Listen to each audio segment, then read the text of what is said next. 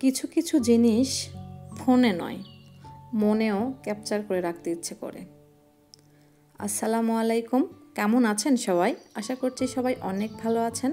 আলহামদুলিল্লাহ, আল্লাহর রহমতে এবং আপনাদের দোয়ায় আমরাও বেশ ভালো আছি।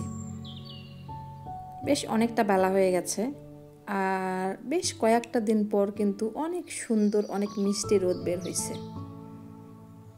তো সেই রোদে মা মেয়ে কাজ করতেছিলাম, আমি আমার মতো আর আমার মেয়ে তার মতো। এই গাছগুলো মাহি লাগিয়েছে আর আয়াতবাবু এগুলোতে পানি দিচ্ছে। ও এত খুশি, অনেক খুশি হয়েছে যে মাহি আপু ওর জন্য গাছগুলো নিয়ে আসছে। আসলে যে যেটা ভেবে শান্তি পেতে চায়, আমার কাছে মনে হয় যে তাকে সেটা ভেবে শান্তি পেতে দেওয়া উচিত। তো আয়াতবাবু অনেক খুশি হয় এই গাছে পানি দিতে দিলে। ও আবার অনেক বেশি ভালোবাসে গার্ডেনিং করতে।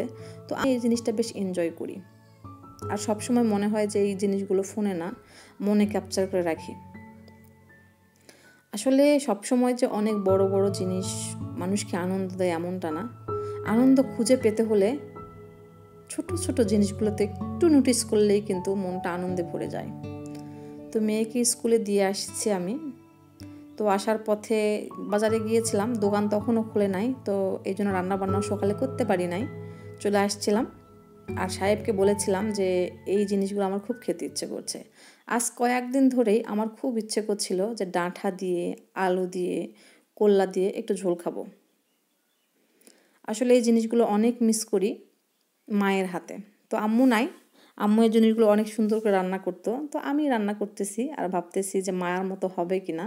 তো ইনশাল্লাহ চেষ্টা করলে, মন থেকে কোনো কিছু চাইলে না সেটা হয়ে যায়। তো আমি বাছা টাচা হয়ে গেছে, বাছার পর দেখতেছিলাম যে এই শাকগুলো, ডাঁটা যে শাকগুলো, এই শাকগুলো অনেক লকলকে। তো এগুলোকে ফেলতে ইচ্ছে করলো না।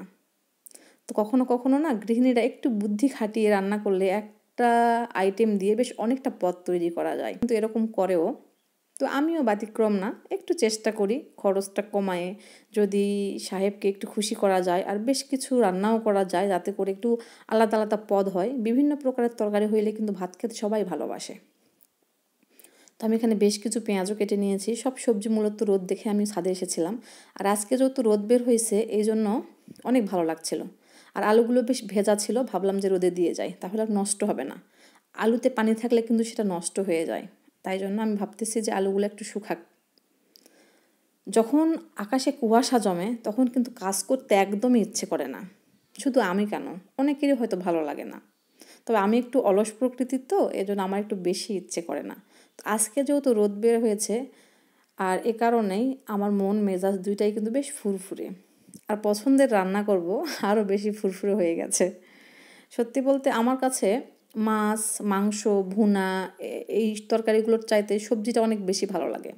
আমাকে যদি কেউ বলে যে আজকে মাংসর তরকারি হয়েছে, আজকে তুমি ডায়েট করো, আমার কাছে নো প্রবলেম, আমি থাকতে পারবো। কিন্তু যদি কোনো সবজি রান্না করা হয় আর যদি বলা হয় যে আজকে ভাত খেও না, আমার মনটা না খুব খারাপ হয়ে যাবে। সত্যি বলতেছি, আমি এরকমই। তো আমার বাসায় যেহেতু বেশ ধনী ধনী মানুষ আছে, আমার কাছে কিন্তু ওরা অনেক ধনী। আমার সাহেব তো আমার কাছে অনেক অনেক অনেক ধনী। তো তাই আমি ওদেরকে ধনী বলতেছি। আমার মেয়েরাও বেশ ধনী, কারণ ওরা তো আমার শুধু সম্পত্তি না, ওরা আমার সম্পদ। সেদিক থেকে আমিও ধনী, বাট ওরা আমার কাছে বেশি ধনী। আমি ওদের কাছে কি সেটা তো ওরা বলবে। আসলে ওরা এক একজনের কি বলবো যে এক্সপোজ করার প্রক্রিয়া এক এক রকম। তো আমার কাছে ওরা অনেক ধনী। ওরা এই মাছ মাংস এসব খেতে ভালোবাসে, আর আমি আবার একটু গরিবস, এই জন্য আমি সবজি খেতে ভালোবাসি। তো আমার বড় মেয়ে মাহি যখন অনেক ছোট ছিল, সবে সবে একটু কথা ফুটছে, তো তখন এভাবে বলতো আমাকে, যে আমি যখন বলতাম এই তুমি সবজি খাও না কেন, বা সবজিটা পছন্দ করো না কেন, আমার তো অনেক ভালো লাগে মা, তখন ও আমাকে কি মজা করে কি বলতো জানেন? তখন মাহি আমাকে বলতো যে আপনি গরিবের মেয়ে, গরিব এই জন্য আপনি সবজি খেতে ভালোবাসেন, আর আমি বড়লোক না, আমার বাবা অনেক টাকা, তো আমি এই জন্য অনেক ধনী। মানে ও এরকমটা ভাবতো আর কি। ওর কাছে তো অনেক টাকা মানে যে কোটি কোটি বা মিলিয়ন বিলিয়ন ডলার এরকমটা তো না, ওর বাবার কাছে চাইলেও পায়। তো এই জন্য মনে করতো যে অনেক ধনী। তবে সময়ের ব্যবধানে ও বুঝতে শিখছে যে না, আমরা ধনী না, মধ্যবিত্ত। তো এখন সেটা আবার স্বীকার করে। তো আয়াত বাবু আবার এখন বলে যে না, অনেক ও ধনী বলতে পারে না, তো ও বলে যে ওর বাবার অনেক টাকা। আর বাবার কাছে টাকা ফুরে গেলে ওকে বলে যে আমি টাকা নিয়ে এসে দেবো বাবা ব্যাংক থেকে আপনাকে, মানে এরকম ও আমার সঙ্গে যায়। যেহেতু আমার ব্যবসায়িক, তো ব্যবসার ক্ষেত্রে টাকা টাকা উত্তোলন করতে হয়। তো সেই ক্ষেত্রে ও আমার সঙ্গে যায়, দেখে ব্যাংকে গেলেই টাকা পাওয়া যায়। তো এই জন্য আমরা যদি বলি কোনো কিছুতে যে আম্মু টাকা নাই, টাকা ফুরিয়ে গেছে, তো সঙ্গে সঙ্গে ও আবার এভাবে বলে, যে আমাকে বলে, ওর বাবাকে বলে, মানে সবাইকে বলে এভাবে, যে টেনশন করো না মা, আমি তোমাকে টাকা দেবো। কোথায় বাবা? বলে ব্যাংক থেকে নিয়ে আসবো। ও মনে করে যে ব্যাংকে গেলেই টাকা পাওয়া যায়। কত ভালো হতো তাই না, যে আমরাও যদি এই রকমটা সারা জীবন থাকতে পারতাম। আসলে ছোট বাচ্চারা না এই জন্য নিষ্পাপ, শুধু এই জন্য না, ওদের বুদ্ধি অনেক সফট, অনেক লোভীন, নির্লোভ যাকে বলে। এ কারণে তোরা বাচ্চা, আর এরকমটা থাকতে ভালো লাগে। তোরা যখন বড় হবে, আর ছোটো বাচ্চাদের এই পাকা পাকা কথাগুলো শুনতেও কিন্তু অনেক ভালো লাগে। তো আপনি যদি এখনও পর্যন্ত আমার ভিডিওটির সঙ্গে থেকে থাকেন, তাহলে প্লিজ ভিডিওতে একটা লাইক করে দিন। আর আমার কথাগুলো বা আমার কাজগুলো যদি একটুও ভালো লাগে, অনুপরিমাণ ভালো লাগে, তাহলে প্লিজ একটা কমেন্ট করে দিন, শেয়ার করে দিন, চ্যানেলে নতুন হলে সাবস্ক্রাইব করে দিন, ফেসবুক থেকে দেখলে পেজটিকে ফলো দিয়ে দিন। মাঝে মাঝে কথাগুলো বলতেও কেমন একটা ভিখারি ভিখারি মনে হয়, তবে আমরা যে কষ্ট করি আপনারা কিন্তু এটা বোঝেন, যে আমরা কষ্ট করি, তো সেই কষ্টটার মূল্য আপনাদের অনেক কষ্ট মনে হয়। আসলে আপনাদের কেন কষ্ট হয় আমি বুঝি না।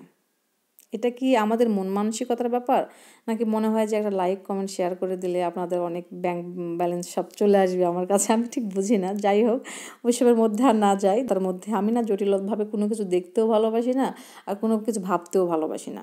আমি একদম সহজ সরলভাবে দেখতে ভালোবাসি, কারণ জীবনে যত জটিলতা আসবে জীবনটা তত কঠিন হয়ে যাবে। তো আমাদের সকলের আসলেই উচিত যে জীবনটাকে সহজ সজীবভাবে দেখার, যাতে ভালো থাকে, আমার পাশের লোকটা যেন ভালো থাকে, আর আমার আশেপাশের পরিবেশটাও যেন ভালো থাকে। তো হয়তো অনেক জ্ঞানের কথা বলতেছি, আসলে আমি জ্ঞানের কিছুই জানি না, অনেক কম বুঝি আপনাদের তুলনায়, খুবই ক্ষুদ্র জ্ঞান আমার। তো এখান থেকে যদি কোনো কিছু বেশি বেশি বলে ফেলি, আপনাদের মনে হয় যে আমি একটু বেশি বলে ফেলেছি, তাহলে প্লিজ ক্ষমা করে দিবেন আপনাদের নিজ গুণে। আর এই যে আমি আমার রান্নাটা করতেছি, তো আমি রান্নাগুলো কিন্তু মূলত আমার শাশুড়ি মার, আমার মার থেকে শিখেছি। তো আমার রান্নাগুলো কিন্তু একদম গ্রামীণ, আর আমি এভাবে খেতেই পছন্দ করি। একটু কষায় নিলাম, তারপর একটু পানি দিলাম, এটাকে একটু সেদ্ধ করে নেব, নেওয়ার পরে আবার একটু কষাবো, বেশ সময় ধরে কষাবো।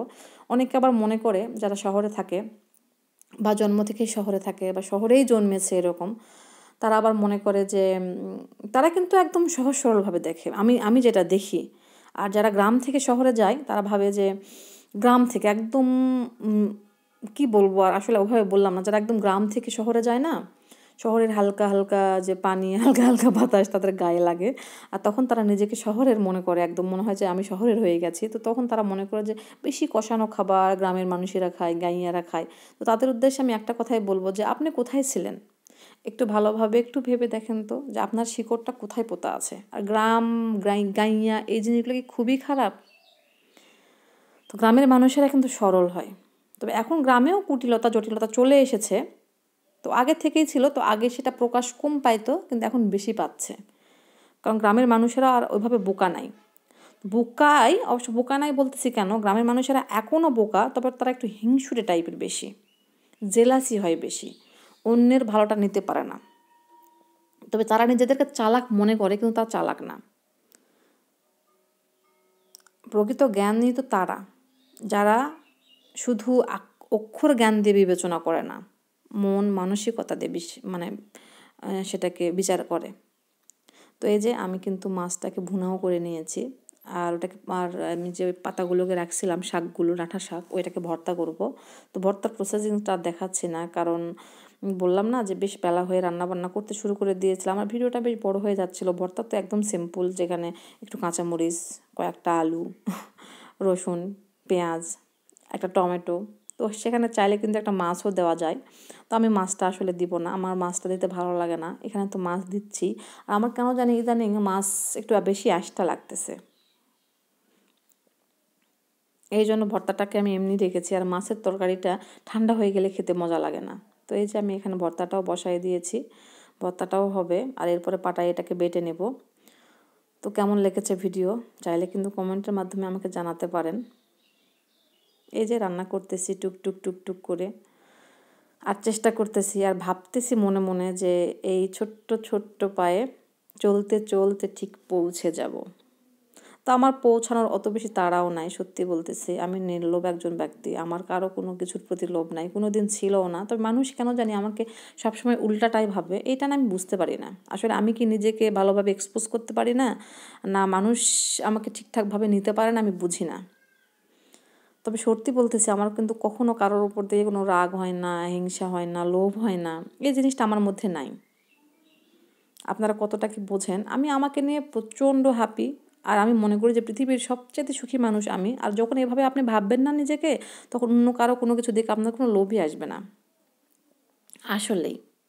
এটাই কিন্তু বাস্তবতা। যখন আপনি অন্যকে দেখে জ্বলবেন, তখন আপনি যতটা অসুখী থাকবেন, ততটা কিন্তু অসুস্থ হয়ে যাবেন। আর আস্তে, আস্তে আপনার মানসিক মানে মানসিক এমনভাবে বিকৃত হয়ে যাবে যে আপনি নিজেকেই নিজে চিনতে পারবেন না। তো যাই হোক, আমি কিন্তু আগের দিনে ভাত ছিল একটু ঠান্ডা, ওইটাকে মাখায় নিয়েছি। ভর্তা করার সময় যে একটু রসুন, পেঁয়াজ, তারপরে মরিচ একটু বেশি করে দিয়েছিলাম, আর সেটা দিয়ে ভাতটা মাখায় নিয়েছি। বেশ অনেক দিন ধরে আমার খেতে ইচ্ছে করছিল ভাত মাখা, আমার অনেক ভালো লাগে। আর ভর্তা দিয়ে আরও বেশি ভালো লাগে। তো এই কারণেই যে আমি ভাত মাখাটা করেছি। মাহি বলতেছে, আমাকে একটু দেন আম্মু। তো ওকেও একটু দিয়েছি। আর সাহেব কিন্তু এসব খাবে না, ও আবার এই মাখা টাখা পছন্দ করে না। তো আমার অনেক ভালো লাগে। তো এই জন্য ভাতটাকে আমি আর ভাতের মধ্যে দিয়েছিলাম না। আর আমি তো সকালে ভাত খাই না, যে মাখা টাকা ভাত খাবো। তো এই জন্য এটাকে দুপুরে খাচ্ছি। অনেক মজা লাগছিল। তো আজকে কিন্তু খেতে খেতে চলে যাচ্ছি। সবাই ভালো থাকবেন, সুস্থ থাকবেন। সবার সুস্বাস্থ্য কামনা করে আজকের মতো এখানেই বিদায় নিচ্ছি। আল্লাহ হাফেজ। আসসালামু আলাইকুম।